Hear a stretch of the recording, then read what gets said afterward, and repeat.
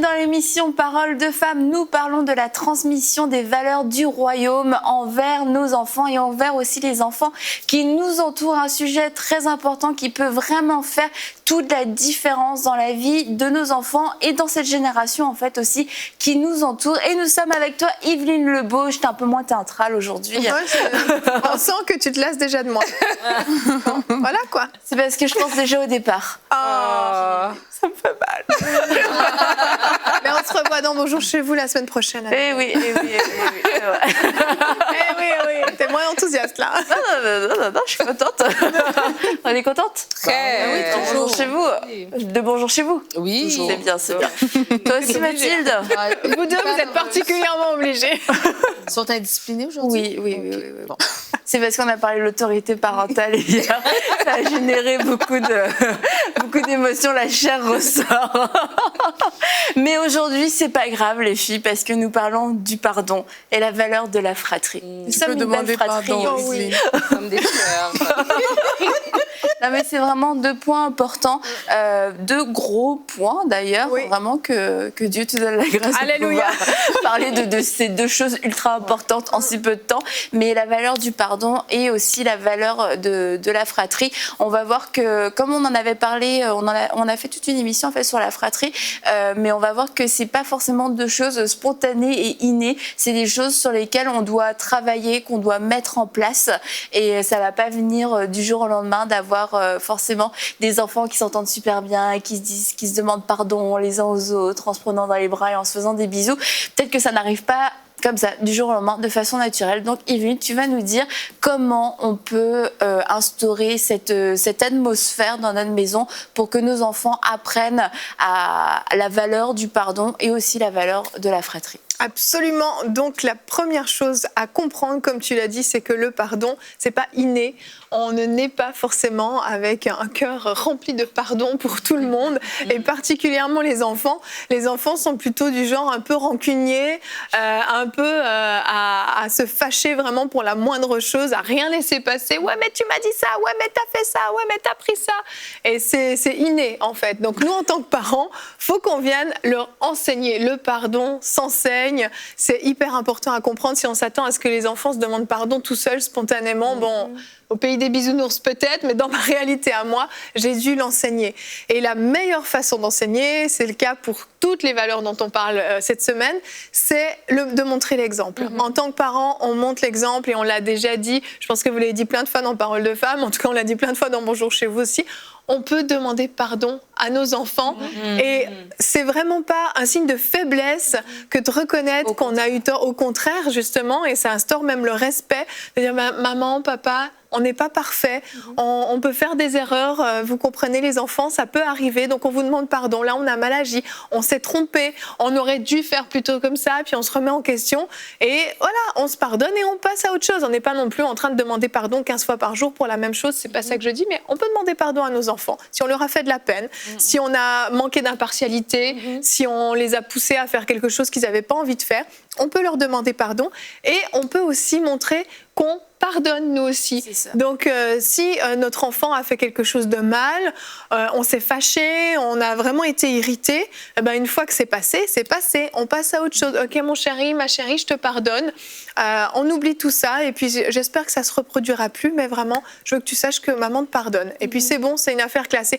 On n'est pas là toute la journée à claquer les portes des placards de la cuisine dès qu'il bouge un peu. Non, je t'ai dit tu restes tranquille toute la journée parce que tu as fait ça ce matin, et puis à venir avec tout un tas de trucs qui font que les enfants se sentent vraiment moins que rien, minimisés, inutiles, et puis au fond c'est hyper blessant ça. Et puis ça fait perdurer en plus le conflit, parce que le moment du conflit n'est jamais spécialement agréable, mais quand on ne pardonne pas, on désamorce pas le conflit, on le fait durer, amplifier, et quelquefois dans des familles, il n'y a pas eu de crise majeure, c'est juste plein de conflits qui se sont empilés les uns sur les autres, où il n'y a jamais eu de pardon, et du coup, à l'adolescence ou à l'âge adulte, c'est des relations extrêmement conflictuelles, on ne se comprend pas, on n'arrive pas à dire deux mots d'affilée sans s'énerver, sans hausser le ton, mais parce que c'est une mauvaise habitude qui a été prise que de garder rancœur pour des petites choses, et on ne sait pas ce qui s'est passé réellement, mais on se dit,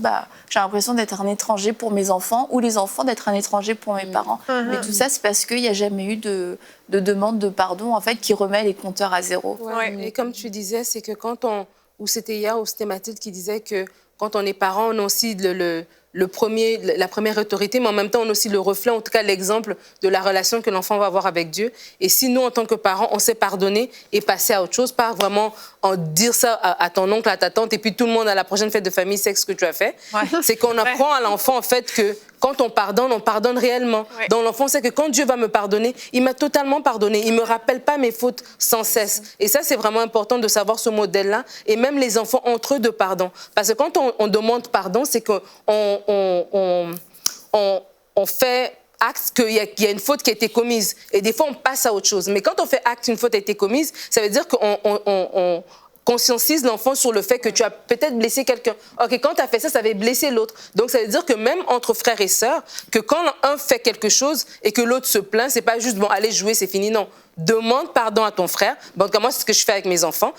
Surtout quand ils étaient plus petits, je dis à l'un, celui qui a mal fait, parce qu'il faut régler quand tu arrives, tu écoutes chacun sa version. Et puis, quand on voit que c'est l'autre qui avait mal fait, demande pardon. L'autre demande pardon. Et à l'autre, je dis, accepte son pardon, reste pas juste non, accepte le pardon. Il accepte le pardon. OK, on serre la main, on se fait un câlin, nanana. Et là, on part jouer. Et là, on fait câlin, bisous, comme Annabelle a dit. Attends, là, je vais te dire mon verset. Depuis hier, il est en suspens, ce verset.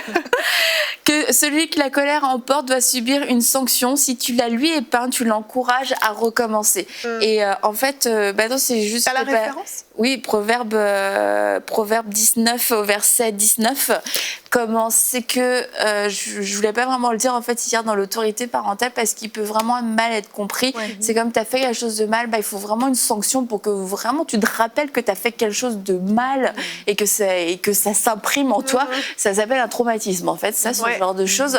Mais c'est comme tu as dit Nadine, c'est prendre le temps de s'arrêter sur quelque chose. C'était pas normal. C'est pas normal que tu fasses ça et c'est pas normal dans tes relations, c'est pas normal dans ta façon de parler aux gens, mais c'est la sanction, c'est pas forcément la punition, c'est de dire il faut demander pardon, il faut que tu t'humilies, il faut qu'il y ait un changement d'attitude et en tant que parent de laisser passer ces choses-là, c'est dire à l'enfant c'est normal ce que tu as fait et puis tu vas pouvoir le recommencer. Donc c'est pas forcément, c'est pas de la punition en fait, c'est de prendre le temps de s'arrêter pour pas accuser, mais pour mettre en évidence un comportement qui n'est pas normal et qui est dangereux en fait aussi, qui peut être dangereux pour l'enfant, mais qui sera particulièrement dangereux si il se répète constamment parce qu'en tant que parent, on ne fait rien. Oui, ça apprend l'humilité aussi, d'apprendre à demander pardon, ça apprend à s'humilier, ça nous empêche aussi d'avoir des enfants qui deviennent orgueilleux, imbus d'eux-mêmes, qui ne veulent jamais reconnaître leur tort. Donc tout ça travaille des traits de caractère qui sont bons, qui sont bénéfiques, pas juste pour les relations dans la fratrie et dans la famille, mais dans leurs relations en général, parce que comme on l'a dit lundi, c'est quelque chose, ces valeurs qu'on leur transmet vont les accompagner toute leur vie. Donc en fait, on est en train de mettre des fondements dans leur vie pour bâtir des relations futures, bâtir leurs décisions futures. Voilà. Donc toutes ces choses sont hyper importantes. Et quand on parle du pardon, on ne peut pas dissocier le pardon du manque de pardon. Et le non-pardon fait des dégâts aussi dans la vie des enfants. Et nous, en tant que parents, on a la responsabilité de veiller sur le cœur de nos enfants. Peut-être qu'eux, ils ne sont pas capables de mettre le doigt sur le problème. Ah, je pense que je n'ai pas pardonné à un tel ou à un tel. Mais il y a des dégâts, il y a quelque chose qui se passe à l'intérieur, ils ne se sentent pas bien, ils ont des réactions qui peuvent être tout à coup très agressives, des accès de colère, mais ils ne peuvent pas savoir que en fait, c'est parce qu'il y a un manque de pardon.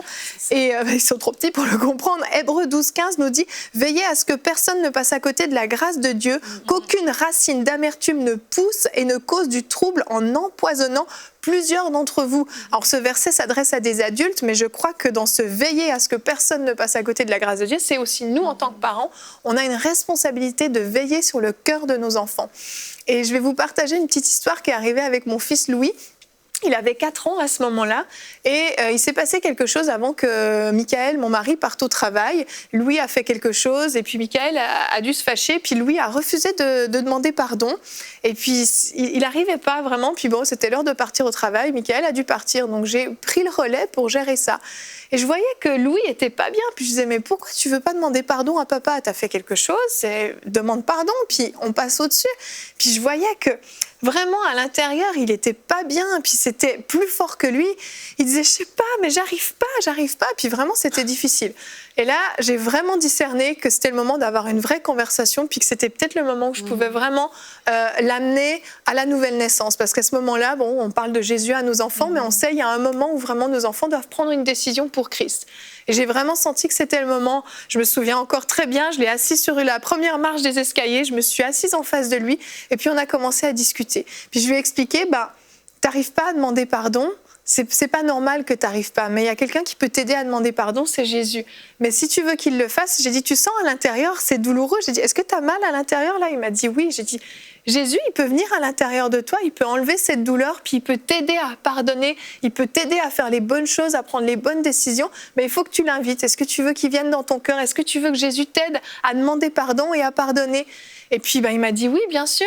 Et je me souviens très bien, je lui ai dit, OK, je vais te faire répéter une petite prière. On était là. Il a répété la prière avec beaucoup de sérieux. J'ai vu que c'était un moment fort. C'était pas une petite prière qu'il a répétée comme ça. Il a répété vraiment volontairement. Après, on a appelé Michael, on a appelé son papa et il lui a demandé pardon.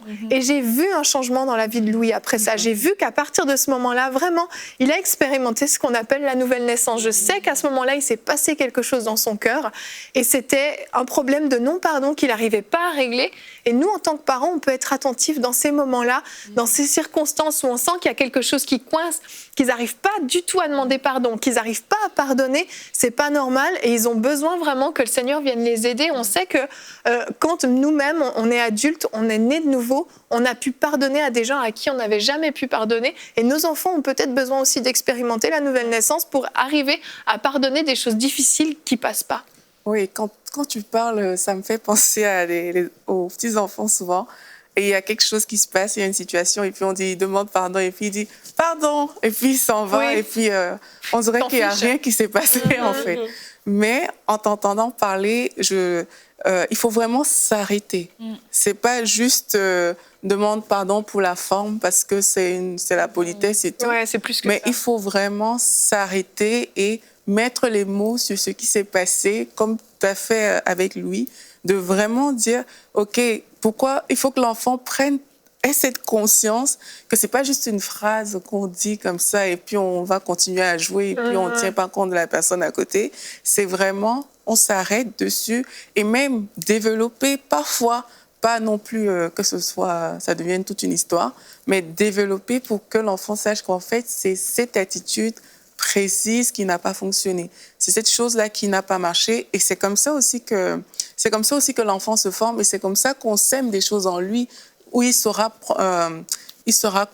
va considérer la personne qui est en face de lui pour pouvoir agir et non plus juste agir comme si c'était juste une formule ou quelque chose. On vraiment s'arrêter, communiquer, parler pour que les choses puissent sortir de l'enfant, comme tu as pris le cas de lui.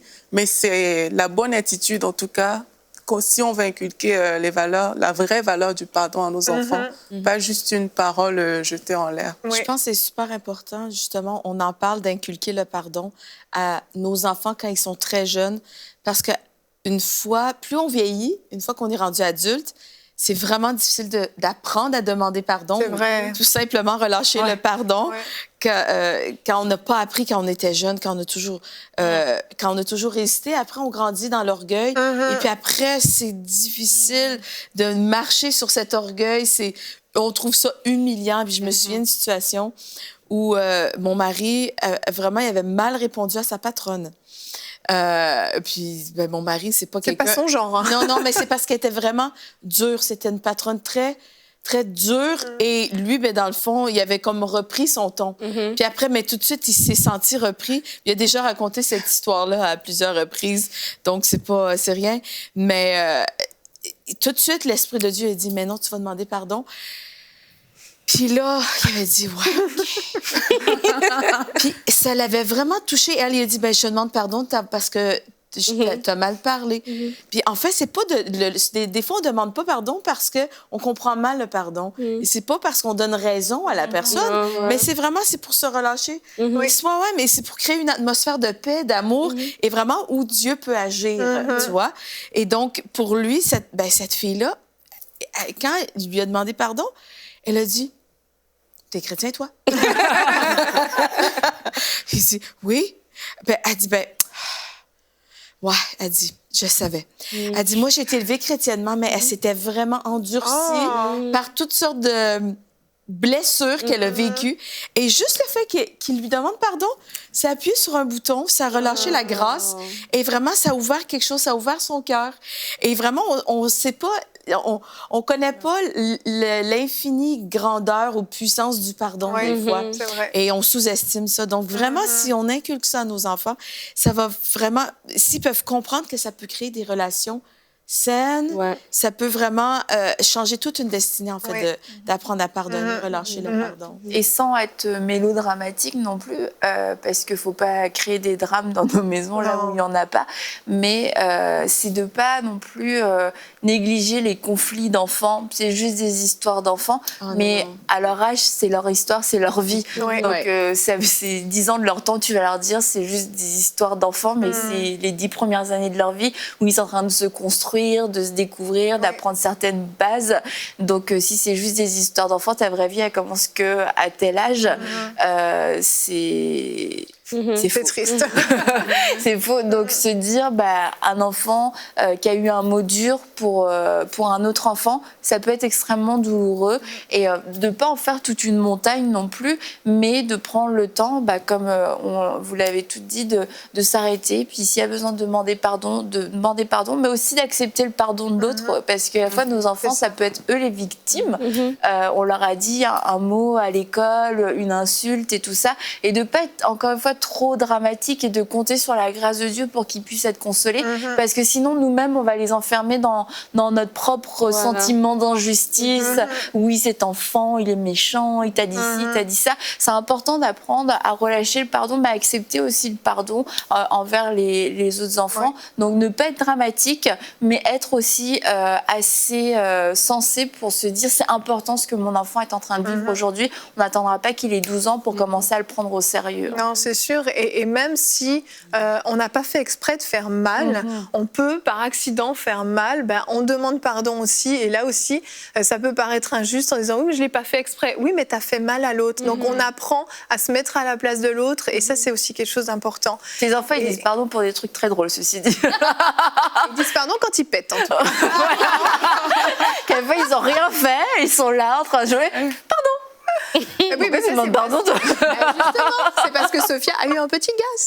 C'est très important pour elle. Excuse, Sophia, si tu regardes ces émissions quand tu vas grandir. Elle trouvera ça drôle.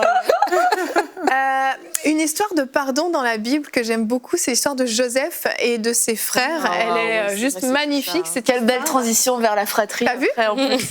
C'est une animatrice professionnelle. Et justement, ce pardon-là, il est magnifique parce que justement, ce sont ses frères. Et que ce lien est trop triste que ça se termine comme ça. Ils étaient toute une fratrie, ils étaient tous ensemble, ils ont été élevés ensemble. Et puis bon, c'est sûr, ils ont été horribles avec leurs frères. Mais Joseph qui décide de pardonner, et la réconciliation est juste magnifique. Moi, cette histoire, quand je la lis, j'ai envie de pleurer. Je trouve ça trop beau. C'est une scène magnifique. Et justement, on réalise la valeur de la fratrie. Et moi, j'ai enseigné depuis tout petit à mes enfants. Je me souviens un jour avoir fait même une théorie monumentale sur la valeur du frère et de la sœur. C'est pas juste des amis. Je supporte pas de les voir vraiment se disputer violemment. Ils ont eu le malheur de se taper quelquefois, mais pour moi, c'est insupportable parce que c'est ton frère, c'est ta sœur. C'est précieux. Les amis, tu les choisis. Les amis, ils vont peut-être rentrer dans ta vie, ils vont peut-être repartir. Ton frère, ta sœur, tu vas les avoir toute ta vie avec toi. Et peut-être que quand tu seras tout seul, quand tous tes amis t'auront abandonné, il te restera juste ton frère et ta sœur. Je dis pas ça à mes enfants, je vous rassure. Mais c'est des choses qui peuvent arriver. On déménage à l'autre bout du monde. Avec qui on a gardé le plus de contact ? Avec nos parents, bien sûr, et avec nos frères et sœurs. On fait l'effort parce que il y a une valeur spéciale dans la fratrie et c'est vraiment important de comprendre. Et nous, en tant que parents, on a une responsabilité. On doit, premièrement, empêcher la rivalité. Voilà. Les parents, parfois, sont champions pour comparer les enfants, mettre une espèce de compétition. « Ah, t'as eu telle note à cet examen, ton frère, il avait fait mieux l'année dernière. Ou « Ah, au foot, t'es vraiment nul en ça. » On dessin, en musique, et on fait une espèce de comparaison. Ça, c'est terrible. On compare pas les enfants. On fait pas de favoritisme non plus. Passer plus de temps avec un enfant qu'avec l'autre. On s'arrange important. pour passer du temps de qualité avec chaque enfant de la famille. Et puis, si on a décidé de faire 5, 6 ou 7 enfants, on assume et on va passer du temps de qualité. Attention, Evelyne. Non, mais c'est vrai.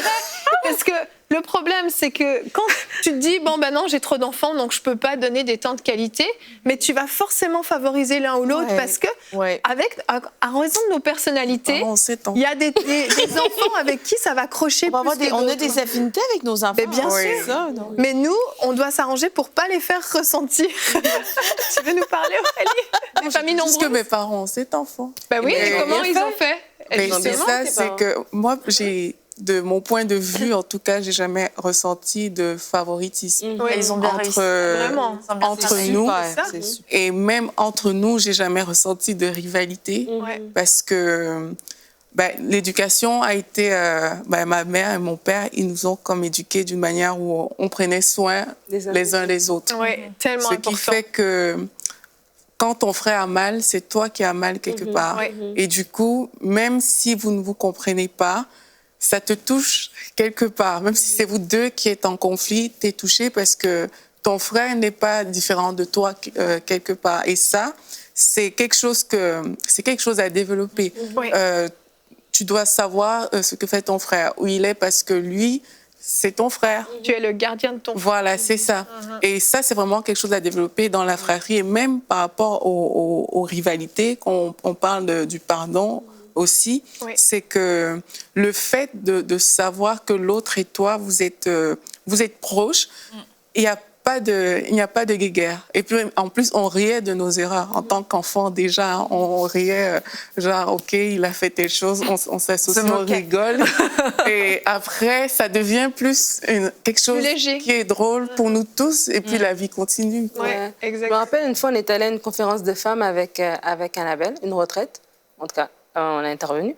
Et on parlait justement... Et on parlait justement de la fratrie. Et il y avait une maman qui posait un problème, et je crois qu'il y a plusieurs femmes qui nous écoutent. Ça peut être le cas chez vous. Tu sais, l'enfant, à un moment donné, dans son développement, il arrive à l'âge du non ou à l'âge de tout est à moi. Tu sais, un enfant de 2-3 ans, je ne sais plus à quel âge, s'approprier tout, même sa maman. C'est sa maman à elle, c'est pas la maman des autres. Et elle, dans ses enfants, il y avait un enfant qui avait...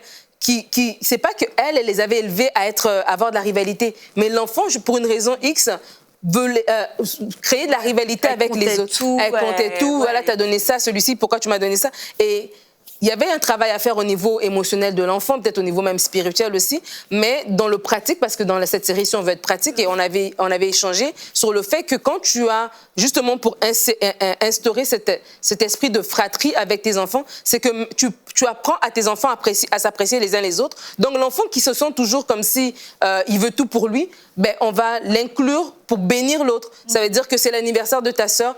Toi, tu vas venir avec moi, on va choisir le cadeau de ta sœur. Et donc, du coup, cet enfant-là qui se sent peut-être individualiste alors qu'il est dans une collectivité, n'arrive pas à avoir ce sentiment de fratrie, va le développer aussi de cette manière-là. Et c'est hyper important de le développer à cet âge-là, à l'âge où est-ce qu'ils sont enfants, parce que vraiment, ça nous suit à l'âge adulte. Oui. Et ça fait vraiment, même le pardon, ça fait des maris qui ne savent pas pardonner, qui ne savent pas demander pardon, ou des femmes qui ne savent pas le faire, des amis qui ne savent pas le faire. Donc, tout ce qu'on est à l'âge adulte, de 0 à 20 ans, là, c'est vraiment ce petit temps-là on se construit. Et de 0 à 7 ans, de 0 à 10 ans, c'est encore plus sensible. Et vraiment, ça, c'est hyper... Je peux dire un truc rapide avant de... C'est juste... Quand on parle d'égalité, je veux juste préciser qu'on dit que les parents ne doivent pas faire de favoritisme.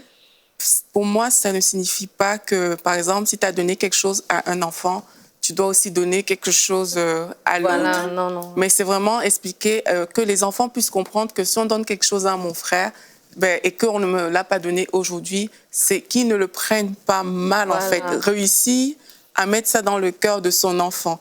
Parce qu'un jour aussi, peut-être on lui donnera à lui et on ne donnera pas à son frère. Donc c'est vraiment, c'est pas d'instaurer un, comme je donne à lui, je donne aussi à l'autre, mais c'est vraiment de comprendre que vous êtes ensemble et que le fait qu'on ait fait pour ton frère, ça ne signifie pas qu'on ne le fera jamais pour toi, Et ça tu te n'enlève réjouis rien. pour ton frère. Et voilà, t'es content pour ton Exactement, frère. apprendre à se réjouir pour l'autre. Et il y a aussi juste un petit point qui concerne la gestion des conflits, parce que la gestion des conflits, on sait, ça fait partie du quotidien de la fratrie, il y a des conflits.